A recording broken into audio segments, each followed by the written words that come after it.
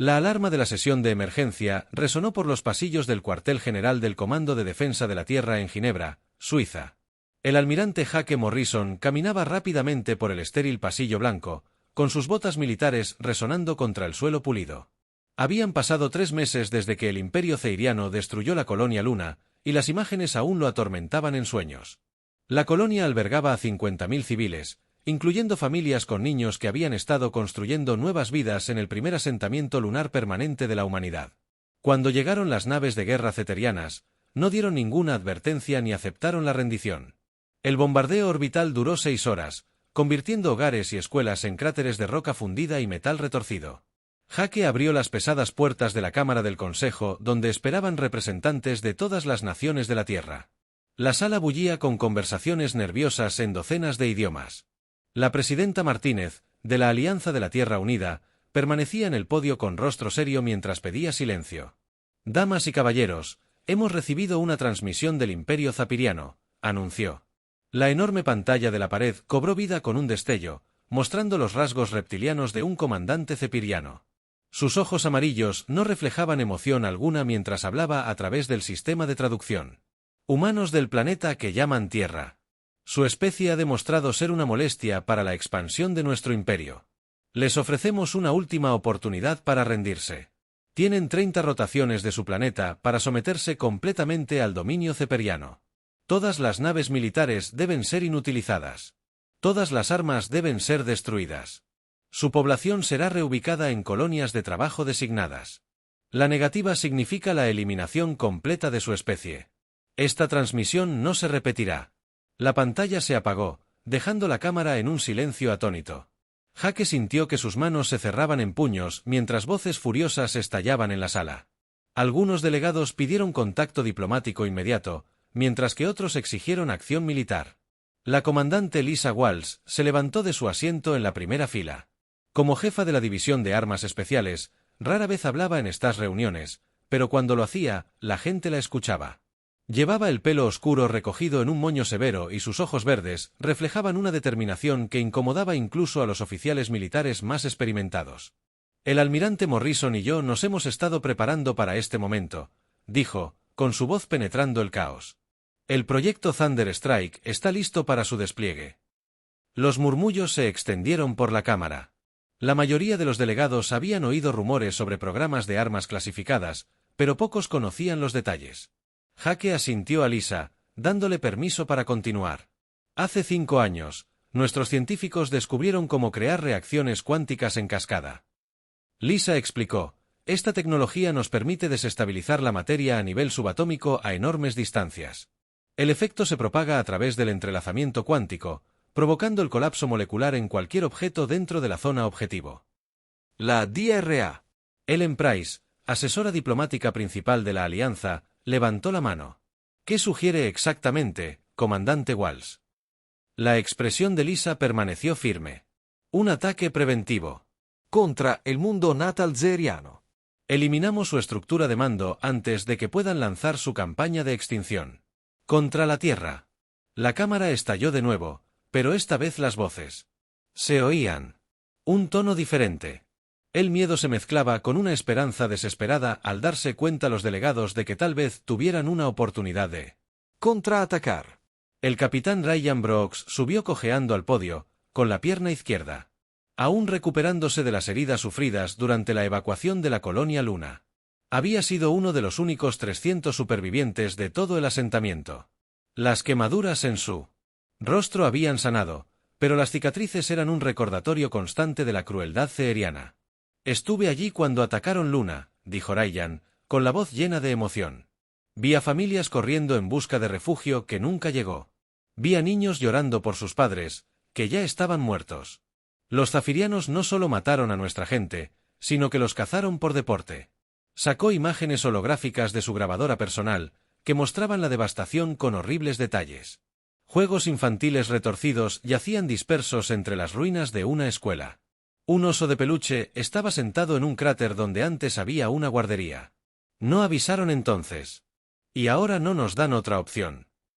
Ryan continuó: 30 días para rendirnos o morir. Eso no es negociación. Es una orden de ejecución. La DRA. Price se puso de pie de nuevo, pálida pero decidida. Capitán Brooks, comprendo su dolor, pero debemos considerar las consecuencias de atacar su mundo natal.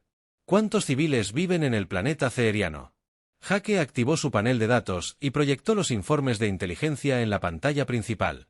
Nuestras estimaciones sugieren que aproximadamente 3.200 millones de zapiranos viven en su mundo natal, Kbar.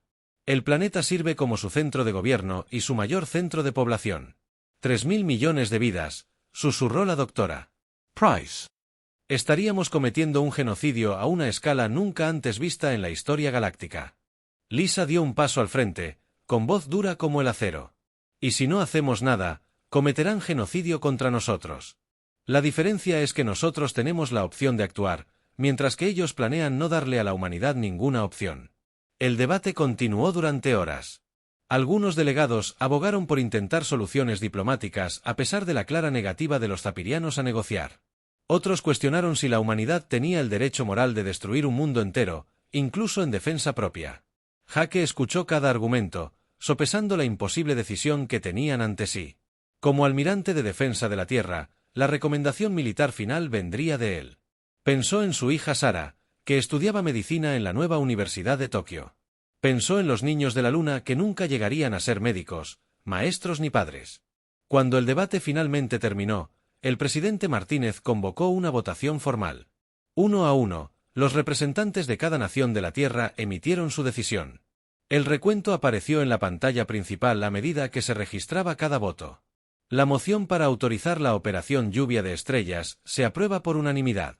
Anunció la presidenta Martínez. Almirante Morrison tiene plena autorización para proceder con el ataque contra el planeta natal de los ceerianos. Hake se puso de pie lentamente, sintiendo el peso de 3.000 millones de vidas alienígenas sobre sus hombros. Acepto esta autorización con el entendimiento de que el fracaso significa la extinción de la civilización humana. No tendremos una segunda oportunidad. Mientras los delegados salían de la cámara, Lisa se acercó a Hake con un bloc de datos que contenía las especificaciones técnicas del proyecto Golpe Trueno. El arma requiere la potencia combinada de toda nuestra flota defensiva, explicó. Todas nuestras naves deben participar o no generaremos suficiente energía para la cascada cuántica. ¿Cuánto tiempo tenemos?, preguntó Hake. La movilización de la flota tardará 2 semanas. El viaje a Aktabar es de 6 semanas. Necesitamos una semana más para los preparativos finales y el posicionamiento. Lisa hizo una pausa, revisando sus cálculos. 9 semanas en total. Si todo sale a la perfección. Hake miró por la ventana el cielo azul sobre Ginebra, preguntándose si volvería a ver la Tierra. Entonces, mejor empecemos de inmediato. Envíen las órdenes de movilización a todas las naves de la flota. La suerte estaba echada y la humanidad iba a la guerra. El almirante de flota Sam Tucker se encontraba en el puente de la UES Retribution, observando a través de la enorme ventana la llegada de naves de todos los rincones del sistema solar. El lugar lo dejó sin aliento, a pesar de haber supervisado la planificación de la movilización durante semanas. Nunca en la historia de la humanidad se habían reunido tantas naves de guerra en un solo lugar. El enorme Dreadnought Hampton Bay emergió del hiperespacio cerca de Júpiter. Sus cascos estaban marcados por las escaramuzas fronterizas con piratas alienígenas. Tras él venían 3 escuadrones de destructores de la flota de defensa Titán. Sus elegantes cascos. Brillando bajo el sol distante. De las estaciones mineras de asteroides llegaron buques de carga reconvertidos, ahora equipados con armas de grado militar y blindaje. Sam activó su consola de comunicaciones. Y habló con su ayudante, la teniente comandante Beth Morgan. Informe de estado del ensamblaje de la flota. Beth consultó su tableta de datos, repasando interminables listas de registros de naves y horarios de llegada. Tenemos 847 naves confirmadas y listas para el despliegue. Señor, se espera que las últimas 13 naves de la patrulla de la colonia exterior lleguen en 6 horas. Excepcional, respondió Sam. Aunque la palabra sonaba extraña dada su misión, esta flota representaba toda la capacidad defensiva de la humanidad. Si la operación Lluvia de Estrellas fracasaba, la Tierra estaría indefensa ante las represalias ceerianas. 3 cubiertas más abajo, en la sección de ingeniería, Grace Martínez se secaba el sudor de la frente mientras supervisaba la instalación de los componentes de la cascada cuántica. La bahía de ingeniería bullía de actividad mientras técnicos de docenas de naves diferentes trabajaban juntos para crear algo nunca antes intentado. «Cuidado con esa cámara de resonancia», gritó Grace a un equipo que luchaba con un dispositivo del tamaño de un coche pequeño. «Si la alineación de los cristales se desplaza incluso un grado, toda la secuencia de cascada fallará». El arma cuántica de cascada existía solo en teoría hasta hace 6 meses. Grace y su equipo habían trabajado 18 horas al día para hacerla realidad, extrayendo componentes experimentales de estaciones de investigación y laboratorios de prototipos por todo el sistema solar. El arma no existía como un solo dispositivo, sino como una red de sistemas interconectados repartidos en varias naves. Su asistente, la ingeniera Dani Kim, se acercó con expresión preocupada. «Grace, tenemos problemas de sincronización con las conexiones del panel externo. La transferencia de energía entre naves está causando patrones de interferencia». Grace siguió a Dani hasta un conjunto de pantallas de monitorización que mostraban lecturas de energía de 17 naves capitales diferentes.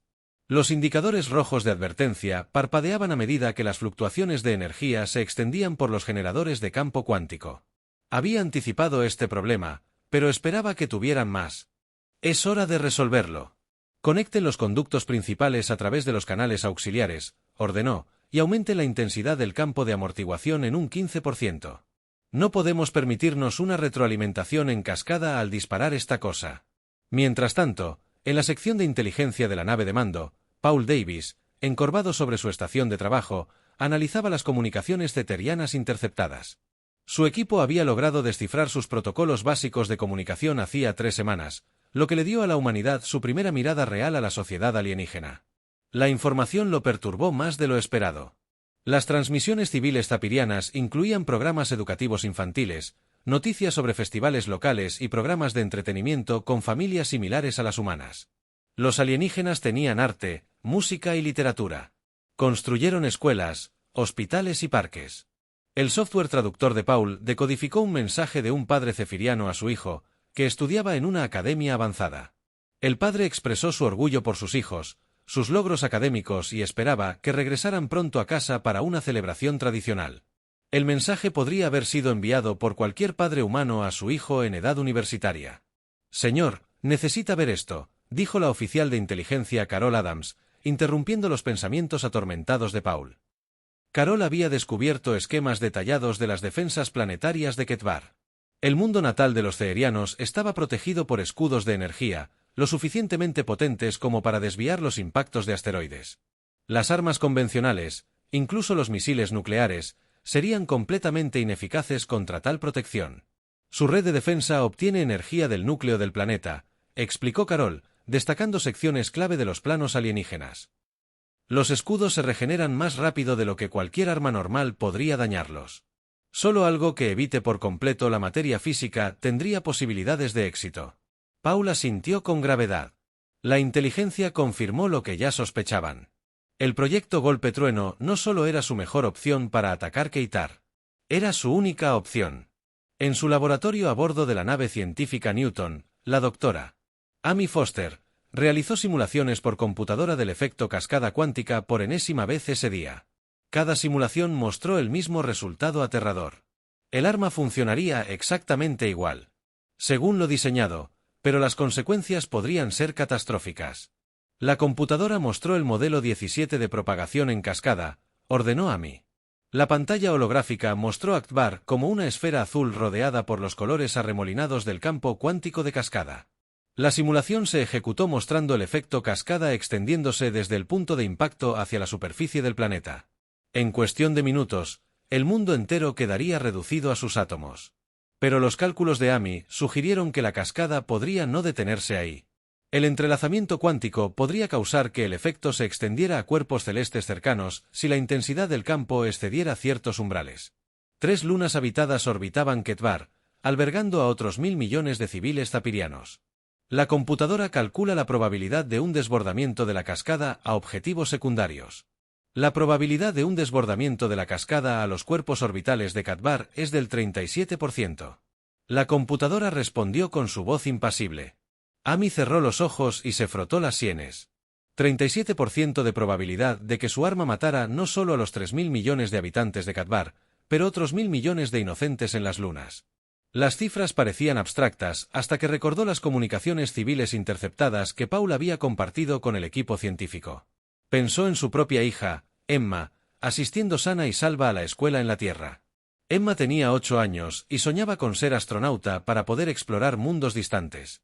Amy se preguntaba qué pensarían esos mundos de la humanidad tras el éxito de la operación Lluvia de Estrellas. De vuelta en el puente, el almirante Tucker recibió un mensaje prioritario del Comando de Defensa de la Tierra. La transmisión contenía actualizaciones de los canales diplomáticos que se habían abierto con el Imperio Zapiriano como un último intento desesperado por la paz. Las negociaciones habían durado exactamente 4 horas antes de colapsar por completo. El negociador zapiriano, un oficial militar de alto rango, había dejado clara su postura. Los humanos eran considerados una especie inferior, apta solo para el trabajo manual. El concepto de igualdad entre humanos y zafirianos era tan ajeno a su pensamiento que ni siquiera podían entender la propuesta. Rendirse incondicionalmente o enfrentarse a la extinción. El diplomático zapiriano había repetido: estas son sus únicas opciones. No negociamos con animales. Sam leyó el informe diplomático 2 veces, con la esperanza de haber malinterpretado algo. Pero el mensaje era claro. No habría una solución pacífica, ni un compromiso, ni piedad. Caminó hacia sus aposentos personales y se sentó en su escritorio, abriendo un canal seguro para grabar un mensaje para su esposa en la Tierra. María, para cuando recibas este mensaje, la flota estará en camino hacia el espacio zapiriano. Quiero que sepas que todos en esta flota comprenden lo que se nos pide. Sam hizo una pausa, buscando las palabras para algo sin precedentes en la historia humana. Vamos a destruir un mundo entero para salvar el nuestro. La historia juzgará si fuimos héroes o monstruos, pero nuestros hijos vivirán para leer esa historia, y eso es lo que importa. La preparación de la flota continuó las 24 horas del día mientras la humanidad se preparaba para la operación militar más importante de su existencia. La flota humana se movía por el hiperespacio como un enorme banco de peces metálicos nadando en un océano de estrellas. El almirante Hake Morrison se encontraba en el centro de mando de la UES Retribution, observando la pantalla de navegación que mostraba su posición relativa al mundo natal zapirano. Habían pasado 4 semanas desde que dejaron la Tierra, y les quedaban 2 semanas de viaje antes de llegar a su objetivo. El viaje les dio a todos demasiado tiempo para pensar en lo que harían. Hake había recorrido los pasillos de la nave durante el turno de noche y había visto a los miembros de la tripulación mirando por las ventanas con expresiones atormentadas. Algunos rezaban en la capilla, otros se ejercitaban hasta el agotamiento en el gimnasio, y muchos simplemente se sentaban en las áreas comunes jugando a las cartas o leyendo libros desde casa. La capitana Kate Williams hacía sus rondas diarias por el departamento de psicología, revisando la salud mental del personal clave. Su blog de datos contenía los perfiles de cada oficial involucrado en la operación, registrando los niveles de estrés y la aptitud psicológica. La responsabilidad de destruir una civilización entera estaba pasando factura a todos. ¿Cómo está nuestra gente, Kate?, preguntó Hake al entrar en su sala de preparación para la sesión informativa de la tarde. Kate se sentó frente a su escritorio y consultó sus notas. Los niveles de ansiedad son elevados en todos los departamentos, pero es de esperar dada la naturaleza de nuestra misión. Me preocupan más las reacciones de culpa que veo en algunos de los oficiales más jóvenes. Resaltó varios nombres en su blog de datos. El teniente Murphy, de Ingeniería, ha estado teniendo pesadillas con niños zapiranos. Ensign Foster, de Comunicaciones, no deja de preguntar si estamos seguros de que no hay otra opción. Estas son buenas personas lidiando con una situación imposible. Hake asintió, comprendiendo la carga que soportaba su tripulación. ¿Y el personal superior? El comandante Walsh sigue centrado en los aspectos técnicos del arma. El capitán Brooks está canalizando su ira de la colonia Luna hacia la preparación de la misión. La doctora Martínez sigue trabajando en los cálculos de la cascada, pero muestra signos de estrés severo. ¿Y tú?, preguntó Hake. Kate sonrió con tristeza. Me convertí en psicóloga militar para ayudar a la gente a sobrellevar el trauma de la guerra. Nunca imaginé que estaría ayudándoles a prepararse para cometer genocidio. 3 cubiertas más abajo, el comandante Nick Roberts realizó simulacros de combate con los equipos tácticos. Incluso si su misión principal tenía éxito, todos sabían que los zapirianos responderían con una fuerza abrumadora. La flota humana tendría que luchar para salir del espacio enemigo mientras se enfrentaba a lo que quedaba del ejército ceeriano. Recuerden, una vez que disparemos el arma en cascada, todas las naves zaperianas del sistema vendrán tras nosotros, explicó Nick a un grupo de pilotos de combate. Su estructura de mando desaparecerá, pero sus naves seguirán funcionando. Esperen ataques desesperados de tripulaciones que acaban de ver morir su mundo natal. La oficial piloto Jenny Clark levantó la mano. Señor, ¿cuál es nuestra estimación de supervivencia para la misión? Nick había ejecutado las proyecciones de combate docenas de veces, siempre llegando a la misma conclusión. Honestamente, alrededor del 30% de nuestras naves regresarán a la Tierra. Tal vez menos si los zapiranos tienen refuerzos que desconocemos. La sala quedó en silencio mientras los pilotos asimilaban esta información. Se habían ofrecido como voluntarios para una misión suicida y todos lo sabían. Pero también sabían que el fracaso significaba la extinción de la humanidad. En las secciones de ingeniería distribuidas en 17 naves, Grace Martínez trabajaba día y noche para mantener sincronizada la matriz de cascada cuántica. Los componentes de las armas debían mantener una alineación perfecta en múltiples naves que viajaban por el hiperespacio. Una hazaña que llevó la tecnología humana a sus límites absolutos. Grace, estamos detectando resonancia armónica en los generadores de campo de nuevo, informó la ingeniera Kim.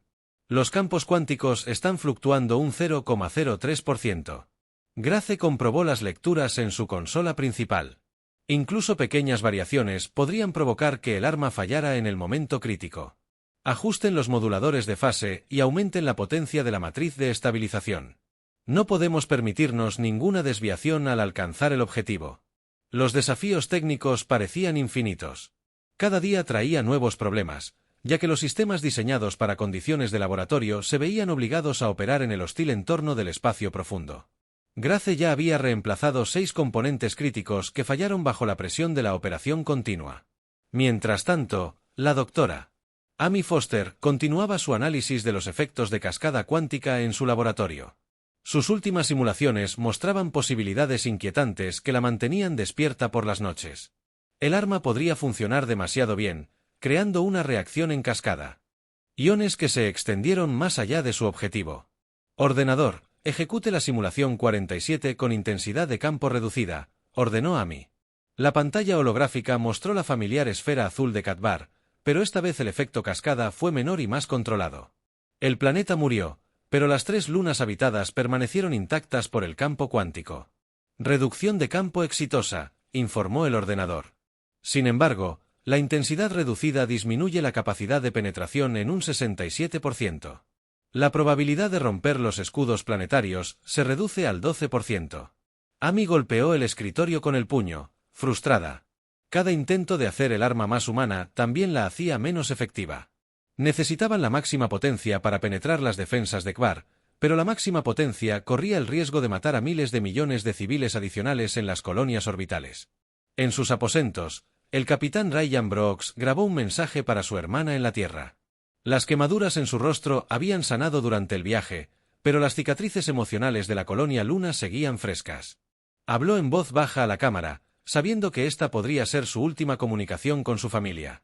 Lisa, si estás viendo esto, significa que no regresamos de la misión. Quiero que sepas que todo lo que hacemos aquí es para evitar que lo que le pasó a Luna le pase a la Tierra. Los zapiranos no tuvieron piedad con nuestra gente, y nosotros no podemos tenerla con ellos. Ryan hizo una pausa, luchando con emociones que rara vez se permitía sentir. Sigo pensando en la familia Peterson de Luna. Tenían 2 hijos, de unos 6 y 8 años. Cuando los zapiranos atacaron, esos niños no entendían lo que estaba pasando. Solo sabían que estaban asustados y querían a sus padres. Se secó los ojos y continuó, ahora vamos a hacerles lo mismo a los niños ceerianos. Me digo a mí mismo que es diferente porque intentamos salvar a la humanidad, pero esos niños extraterrestres no lo entenderán. Simplemente estarán asustados y también querrán a sus padres. El almirante Morrison recibía actualizaciones diarias de inteligencia de Paul Davis sobre las actividades de Ceerion. Los alienígenas parecían ignorar que una flota humana se acercaba a su planeta natal.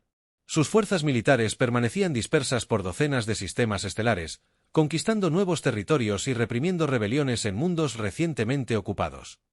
Señor, hemos interceptado comunicaciones que sugieren que los cefirianos se preparan para su asalto final a la Tierra, informó Paul durante la sesión informativa matutina. Están reuniendo flotas de invasión de todo su imperio. El ataque comenzará exactamente 30 días después de que expire su ultimátum. Jake estudió las proyecciones tácticas en la pantalla principal. Enormes grupos de batalla zapirianos se dirigían hacia el espacio humano desde 6 direcciones diferentes. Incluso si la Operación Caída de Estrellas lograba eliminar a su gobierno, estas flotas seguirían existiendo y probablemente continuarían su misión. ¿Cuánto tardarían esas flotas en llegar a la Tierra?, preguntó Jake. Aproximadamente 10 semanas, señor. Deberíamos llegar a Katbar con unas 3 semanas de margen. El tiempo era crucial. Si no lograban detener al gobierno zapiriano, la humanidad se enfrentaría a la mayor fuerza militar de la historia galáctica sin ninguna esperanza de supervivencia. Si lo conseguían, se convertirían en la especie que destruyó una civilización entera para salvarse. Mientras la flota continuaba su viaje por el hiperespacio, cada persona a bordo lidiaba con el peso de su misión. Ya no eran solo soldados, ingenieros o científicos. Se habían convertido en los instrumentos de la supervivencia de la humanidad y los artífices de la destrucción de una especie alienígena. La carga moral era casi insoportable. Pero la alternativa era la extinción. El sistema Qatar se alzaba ante ellos como una fortaleza de estrellas y acero. El almirante Jake Morrison se encontraba en el puente de mando de la UES Eretrebuschen, estudiando las enormes instalaciones defensivas que custodiaban los accesos al planeta natal ceeriano. Las lecturas de los sensores mostraban plataformas orbitales repletas de armas, flotas de patrulla moviéndose en formaciones perfectas y señales de energía que eclipsaban cualquier cosa que la humanidad hubiera construido jamás. «Llévanos detrás del gigante gaseoso», ordenó Jake al oficial de navegación. «Necesitamos cobertura mientras hacemos los preparativos finales». La flota humana se movía con cuidado por el sistema exterior, utilizando el planeta Katbar 7 para ocultar su aproximación. El gigante gaseoso era más grande que Júpiter, con tormentas arremolinadas que creaban patrones de interferencia naturales para enmascarar las señales de sus sensores. Por ahora, permanecían sin ser detectados, pero eso no duraría mucho. El teniente coronel Ben Ayes dirigió a su equipo de reconocimiento a bordo de una nave exploradora ceteriana capturada. Habían pasado meses modificando la nave alienígena para que pasara los escaneos de seguridad básicos, lo que les permitió infiltrarse en las defensas externas del sistema. Su equipo de 12 especialistas vestía uniformes zafirianos tomados de prisioneros y portaban códigos de identificación falsificados. «Recuerden, solo hablamos cuando es necesario», susurró Ben a su equipo mientras se acercaban a un puesto de control zapiriano. «Déjenme hablar y mantengan la calma pase lo que pase». El puesto de control consistía en una enorme estación espacial con docenas de emplazamientos de armas. Ben observaba con nerviosismo cómo los oficiales de seguridad ceerianos escaneaban su nave, con la esperanza de que los códigos de identificación robados pasaran la inspección. Su corazón latía con fuerza mientras esperaban la autorización. «Nave exploradora Kenta, tienes autorización para patrullar el sistema interior», fue la respuesta en el áspero idioma zapiriano. «Mantengan el patrón de búsqueda estándar en el sector 7». Ben exhaló lentamente al pasar por el puesto de control. Ahora se encontraban dentro del sistema estelar más fuertemente defendido de la galaxia, recopilando información que determinaría el éxito de la Operación Caída de Estrellas. Su reconocimiento confirmó sus peores temores sobre las defensas de Qatar. El planeta estaba rodeado por múltiples capas de escudos de energía, cada una lo suficientemente potente como para detener un bombardeo nuclear. Las armas convencionales serían inútiles contra tal protección, lo que justificaba la necesidad del arma de cascada cuántica. «Los escudos se alimentan de 17 estaciones de generación diferentes», informó Ben a la flota. «Están diseñados para absorber y redistribuir la energía de cualquier ataque físico. Solo algo que sobrepasa la materia por completo tiene la posibilidad de penetrarlos». De vuelta en la nave insignia, la ingeniera Grace Martínez trabajaba frenéticamente para completar la sincronización final de las armas. La matriz de cascada cuántica abarcaba 17 naves capitales, creando una red de energía destructiva que zumbaba con energía apenas contenida. Cada componente tenía que funcionar a la perfección porque solo tendrían una oportunidad de disparar. «Grace, estamos detectando fluctuaciones de energía en la cámara de resonancia primaria», informó la ingeniera Kim. «El campo cuántico se está volviendo inestable». Grace corrió a la estación de monitoreo y estudió las lecturas. El núcleo de energía de las armas operaba al 97% de su capacidad máxima, llevando la tecnología más allá de los límites de seguridad. Pero necesitaban toda la energía para penetrar los escudos planetarios de Qatar. «Aumenten la potencia del sistema de refrigeración y redirijan la energía a través de los conductos de respaldo», ordenó Grace. «No podemos permitirnos perder la coherencia del campo ahora». Observó cómo los números se estabilizaban lentamente, sabiendo que incluso pequeñas fluctuaciones podrían hacer que el arma destruyera su propia flota en lugar del objetivo. La tecnología era tan avanzada que la humanidad apenas entendía cómo funcionaba, y mucho menos cómo controlarla de forma segura. La DRA. Amy Foster realizó sus cálculos finales en el laboratorio científico, verificando 3 veces cada ecuación que determinaría el destino de miles de millones de vidas. Su simulación mostró que el efecto cascada cuántica desestabilizaría por completo la estructura molecular de Kebar, pero el riesgo de daños colaterales seguía siendo alarmantemente alto. La computadora mostró la solución final para el objetivo, ordenó Amy. La pantalla holográfica mostró Kebar como una esfera azul con 3 lunas más pequeñas orbitando cerca.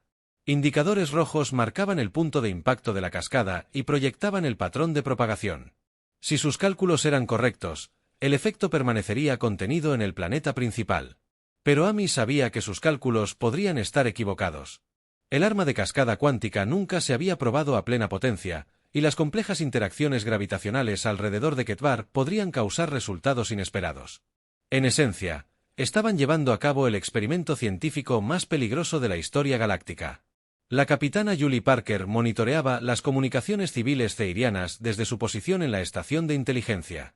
Las transmisiones seguían perturbándola mientras escuchaba conversaciones familiares normales, noticias sobre eventos locales y programas educativos para jóvenes zapirianos. «Mamá, terminé mi tarea de matemáticas avanzadas». Llegó un mensaje traducido de un joven ceiriano a sus padres. «El profesor dice que podría calificar para la Academia de Ingeniería el año que viene». Julie cerró los ojos, intentando bloquear la voz inocente. En algún lugar de Kebar, niños extraterrestres iban a la escuela y soñaban con su futuro, sin saber que ese futuro terminaría en menos de 72 horas. Cambió de canal y escuchó una conversación diferente entre lo que parecían ser ancianos zapiranos hablando de sus nietos. Hablaban con la misma calidez y amor que mostraban los abuelos humanos, haciendo planes para reuniones familiares y celebraciones que nunca ocurrirían. «Capitán Parker, necesita ver esto», dijo el oficial de comunicaciones Dave Wilson. Había detectado actividad inusual en las frecuencias militares zapirianas. Julie revisó las interceptaciones y sintió que se le helaba la sangre. Las flotas de patrulla cefirianas de todo el sistema habían recibido órdenes de investigar anomalías en los sensores cerca de los planetas exteriores. Su escondite tras el gigante gaseoso no permanecería en secreto por mucho más tiempo. «¿Cuánto tiempo tenemos?», preguntó Julie. Dave consultó su análisis táctico. «Quizás 36 horas antes de que descubran nuestra ubicación. Una vez que nos encuentren, todas las naves del sistema convergerán en nuestra posición». El almirante Morrison recibió el informe de inteligencia e inmediatamente convocó una reunión de emergencia de su personal superior. El plazo se había acelerado drásticamente. Necesitaríamos atacar al día siguiente o arriesgarnos a ser detectados y destruidos por las abrumadoras fuerzas ceerianas. «¿Estado del arma cuántica en cascada?», preguntó Jake a Grace. «98% operativo», respondió Grace. «Podemos disparar en 24 horas, pero preferiría otra semana para estabilizar los generadores de campo». «No tenemos otra semana», dijo Jake con gravedad. «¿Cuál es nuestra probabilidad de éxito con el arma en su estado actual?». Grace dudó antes de responder. 87% de probabilidad de un bombardeo planetario exitoso. 13% de probabilidad de fallo de la cascada o mal funcionamiento del arma. El comandante Nick Roberts estudió la situación táctica en sus pantallas. «Señor, si atacamos ahora, tendremos que abrirnos paso a través de toda la flota zaperiana.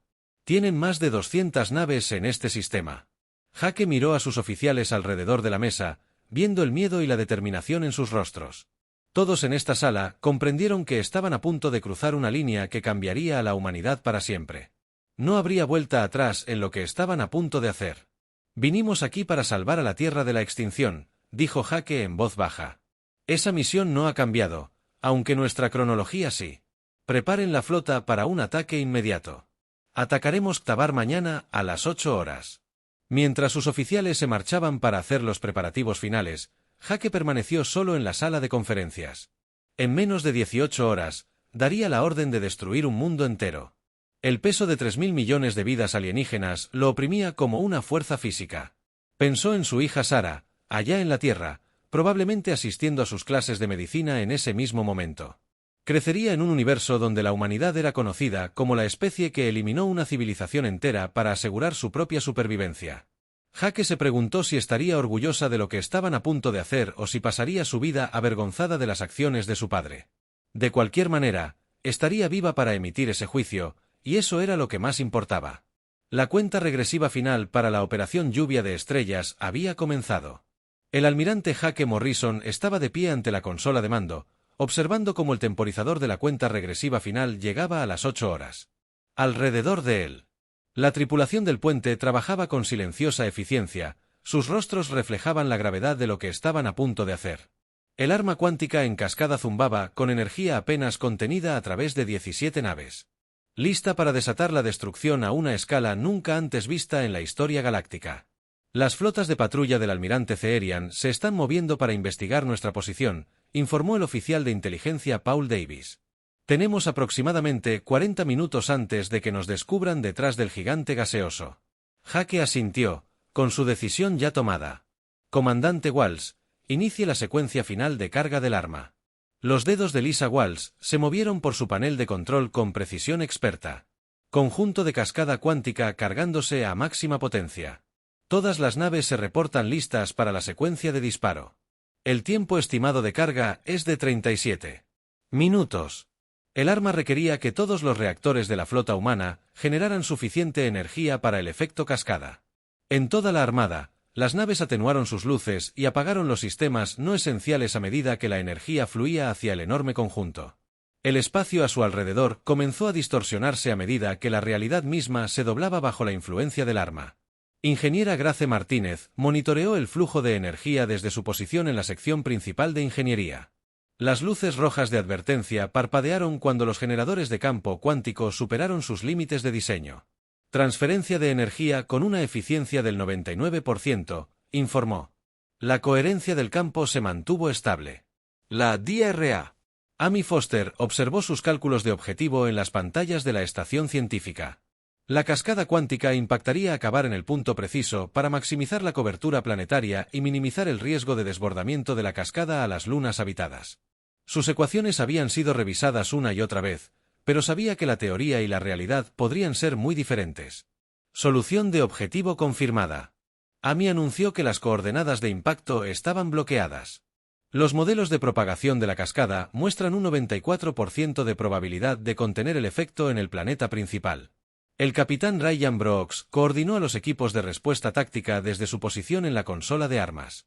Incluso si su misión principal tenía éxito, aún tendrían que luchar para salir del sistema a través de lo que quedaba de la flota ceeriana. Todos los escuadrones de caza, prepárense. Para el despliegue de combate, dijo Ryan. Las formaciones defensivas están en posición alrededor de las naves capitales. Jake miró la pantalla táctica que mostraba a Ketbar, flotando en el espacio como una joya azul. En algún lugar de ese planeta, 3.000 millones de cerianos seguían con sus vidas cotidianas, sin saber que a su mundo le quedaban minutos de existencia. Los niños asistían a la escuela, los padres trabajaban y las familias hacían planes para el futuro. Señor, carga de armas completa, anunció Lisa.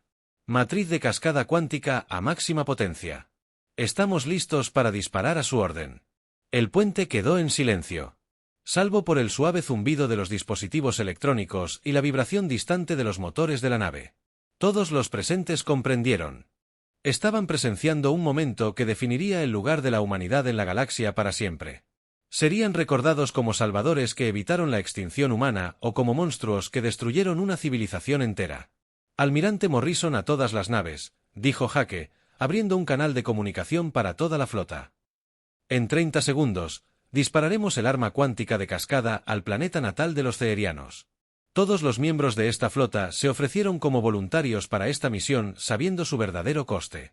Hacemos esto no porque queramos, sino porque debemos hacerlo, por la Tierra, por la humanidad y por el futuro de nuestra especie. Cerró el canal y miró a Lisa. Comandante Walsh, puede disparar cuando esté listo. La mano de Lisa se cernió sobre el control de disparo durante un instante que pareció eterno. Entonces presionó la tecla de activación y el arma cuántica de cascada se descargó. El efecto fue diferente a todo lo que la humanidad había creado jamás. En lugar de un rayo o proyectil visible, el arma lanzó una onda de inestabilidad cuántica que viajó más rápido que la luz hacia Akbar. El espacio mismo onduló alrededor de la flota al desaparecer la energía de la cascada, dejando tras de sí una calma inquietante. Arma descargada con éxito, informó Lisa. La onda de la cascada viaja a velocidad superlumínica hacia el objetivo. Impacto estimado en 14 segundos. Esos 14 segundos se prolongaron eternamente mientras todos en el puente observaban la pantalla táctica. La cascada cuántica era invisible para los sensores normales, pero equipo especializado rastreaba su progreso hacia el planeta natal zapiriano. Impacto en 5 segundos, anunció el Dr. Foster. 4, 3, 2, 1. El efecto Encbar fue instantáneo y absoluto. Los masivos escudos de energía del planeta parpadearon una vez y luego simplemente dejaron de existir cuando la reacción de la cascada alcanzó la superficie. El campo cuántico penetró roca, metal y carne, desestabilizando la materia a nivel subatómico. Keitbar no explotó como una bomba ni ardió como una estrella. En cambio, se desvaneció gradualmente a medida que sus enlaces moleculares colapsaban en una reacción en cadena que se extendió por todo el mundo. Donde momentos antes había existido un planeta próspero, solo quedaba espacio vacío. Objetivo planetario eliminado, informó Paul Davis, con una voz apenas superior a un susurro. No se detectaron restos. Colapso molecular completo confirmado. La tripulación del puente observaba sus pantallas en un silencio atónito. Acababan de presenciar la muerte de un mundo entero y de todos sus habitantes. 3.000 millones de vidas habían terminado en cuestión de minutos, borradas tan completamente que no quedaba ni polvo. Señor, la flota zafiriana está respondiendo, anunció Ryan Brooks mientras sus pantallas tácticas se iluminaban con contactos enemigos. Todas las naves del sistema convergen en nuestra posición. Transmiten en todas las frecuencias, pero principalmente a gritos. Hake se obligó a concentrarse en la supervivencia inmediata de su flota. Las implicaciones morales de lo que habían hecho se debatirían durante generaciones, pero ahora mismo necesitaban escapar antes de que el ejército zapiriano los destruyera en venganza. Todas las naves, comiencen la retirada inmediata al punto de salto hiperespacial, ordenó Hake. Formaciones de combate alfa a delta. Prepárense para enfrentarse a las fuerzas enemigas. La respuesta zapirana fue rápida y salvaje.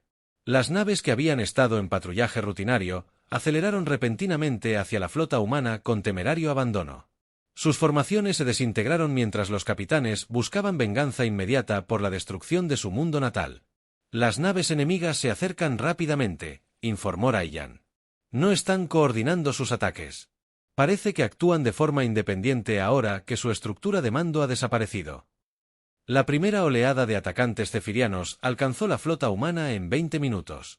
Rayos láser y torpedos de plasma llenaron el espacio entre las fuerzas enemigas mientras cientos de naves se enzarzaban en un combate desesperado. Los humanos lucharon con disciplinada coordinación mientras los zapirianos atacaban con furia y dolor. El escuadrón de destructores de la capitana Julie Parker mantuvo la retaguardia, protegiendo a las naves más grandes mientras se abrían paso hacia el punto de salto hiperespacial. Su nave se estremeció bajo el fuego enemigo al ver cómo 3 fragatas humanas desaparecían en brillantes explosiones. Todos los escuadrones, mantengan la formación defensiva, ordenó Julie por la red táctica. No rompan la formación para perseguir objetivos individuales. La batalla continuó durante 6 horas mientras la flota humana luchaba para salir del sistema Akbar. Cuando finalmente llegaron al punto de salto hiperespacial, habían perdido 412 naves y casi 50.000 tripulantes. Los supervivientes llevaban consigo la certeza de haber tenido éxito en su misión, pero a un precio que los atormentaría para siempre. Cuando la flota entró en el hiperespacio y comenzó el largo viaje de regreso a la Tierra, el almirante Morrison hizo una última anotación en el registro. La operación Caída de Estrellas ha finalizado. El mundo natal de los ceterianos ha sido eliminado junto con toda su población. La amenaza inmediata para la humanidad ha sido neutralizada, pero hemos cruzado una línea que nunca podrá desbordarse. Hizo una pausa, luchando por encontrar las palabras para un acto que no había. Un precedente. Hoy demostramos que los humanos, ante la extinción, harán lo que sea necesario para sobrevivir. Si esto nos convierte en salvadores o en monstruos, lo decidirán las generaciones futuras. Pero esas generaciones futuras existirán para emitir ese juicio. Y quizás eso sea suficiente. El arma de cascada cuántica funcionó exactamente como se diseñó, salvando a la humanidad de la extinción y, al mismo tiempo, convirtiéndola en destructora de mundos. La galaxia nunca volvería a ver a los humanos de la misma manera.